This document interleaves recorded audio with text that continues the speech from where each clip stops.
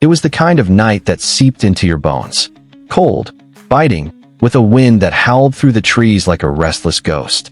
Matthew Carter, a 38-year-old single dad living in a quiet, snow-blanketed town in Vermont, pulled his coat tighter as he stepped onto his back porch. He was checking on the old shed, a rickety, weather-beaten structure that had seen better days but still housed his tools, winter salt, and the makeshift sled he and his daughter, Lily, had built the previous December. Life had been hard since Beth, his wife, passed away 2 winters ago. The cancer came quick, and the grief even quicker. Now, it was just Matthew and 7-year-old Lily, finding their way through the days one small joy at a time. But that night would change something in both their lives. As Matthew approached the shed, something in the corner of his eye moved, a flicker of shadow against the snow. His heart skipped. It wasn't the kind of place where strangers wandered in, not in the dead of night, and not with temperatures hovering well below freezing. He paused. "Hello," he called, the word vanishing into the wind. A small, shivering figure emerged from behind the shed. A woman, early 30s, maybe, her hair matted, cheeks raw from the cold. She clutched an old, tattered coat around her thin frame. I'm sorry," she stammered, voice barely above a whisper. I didn't mean to." Matthew's instincts warred within him. A father's protective caution against a stranger so close to his home, and a human's visceral response to someone in obvious need. But one look into her desperate, glassy eyes made the decision for him. "Come on," he said gently. "Let's get you inside." Inside the warmth, Matthew ushered her into the small, cozy kitchen. The house smelled faintly of cinnamon, Lily's favorite candle burning on the windowsill. The woman hesitated at the doorway, wary, exhausted.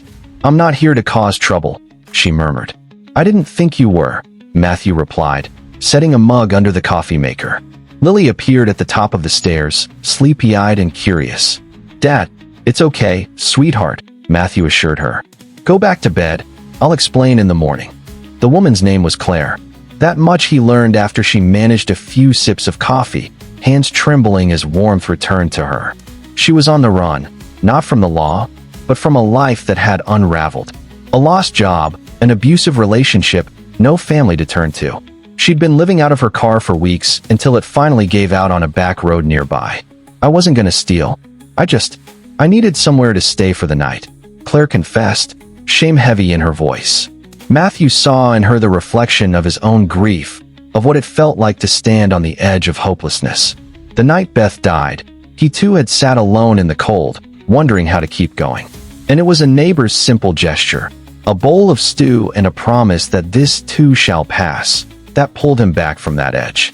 "Everybody needs a little help sometimes," he said quietly. The next morning, by dawn, the storm had softened. The world outside blanketed in fresh snow. Matthew made pancakes, Lily's weekend favorite, and invited Claire to stay for breakfast. Hesitant at first, she eventually cracked a small, grateful smile as Lily chatted away about her snowman building plans. Afterward, Matthew offered to drive Claire to the local shelter, but something in his gut told him not to rush this. Instead, he suggested she stay in the guest room for a night or two, just until she figured out her next step. "People might talk," Claire warned. "Let them," Matthew shrugged. What neither of them knew then was that those 2 nights would turn into weeks. An unexpected twist. One evening, while clearing out the old shed together, a chore Matthew had been putting off for months, Claire found an envelope wedged behind a loose board. Inside were letters, dozens of them. Faded, handwritten notes from a man named Samuel Carter, Matthew's grandfather, to his wife during the war. But there was one letter, addressed but never sent, speaking of a hidden box buried under the oak tree in the backyard. Curious, they dug near the old oak that very night. What they uncovered wasn't treasure in the conventional sense, but a small rusted tin filled with photographs, ration cards, and a locket containing a faded picture of a smiling young woman. Inside the locket, a note. "If you find this, you are not alone. This family survives." Matthew held it in his hand, stunned. He'd heard stories of his grandfather's quiet heroism, but never knew this side of him. It felt like a message, not just from the past, but for right now. For Claire. For him. For Lily. A new beginning. Word spread around town, as it always does in places like theirs. But what people gossiped about wasn't scandal, it was compassion. Neighbors brought meals. The local mechanic offered to look at Claire's car for free.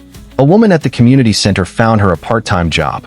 Slowly, the world that had seemed so cold to Claire cracked open, letting in light. By spring, Claire had her own small apartment a few blocks away, but remained a regular fixture in the Carters' lives.